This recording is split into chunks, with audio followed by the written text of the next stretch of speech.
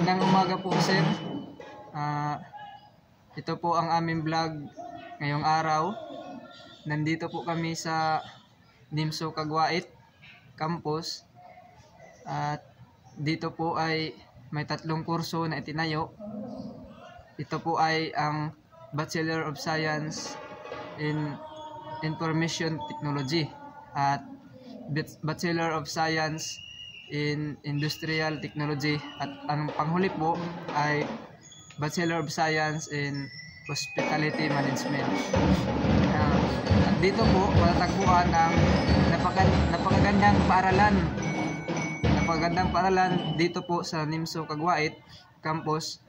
May makikita po tayo na maraming malalaking puno, mga prutas na itinanim dito, at na mga lumang puno, mga malalaki. Merong magandang gusali at magandang ground dito, at ang mga guro dito ay sadyang mababait at may awa sa estudyante. Dito sa Nimso Caguait campus, at napaka-disiplinado ng mga mag-aaral dito. At yun lang po ang aming vlog ngayong araw, at maraming salamat po sa inyong panonood. God bless.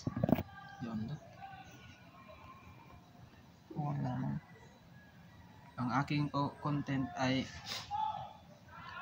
at sa Nimso Caguait ay mayroong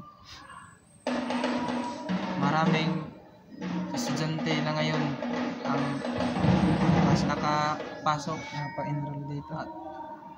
naka-enroll dito, at yung iba ay nag-shift dahil dito kasi ay may magandang kurso na itinayo sa Nimso Caguait campus. Yung aming kurso ay BS Industrial Technology. Yun yung po ang aming kinuha dahil yun po kasi ay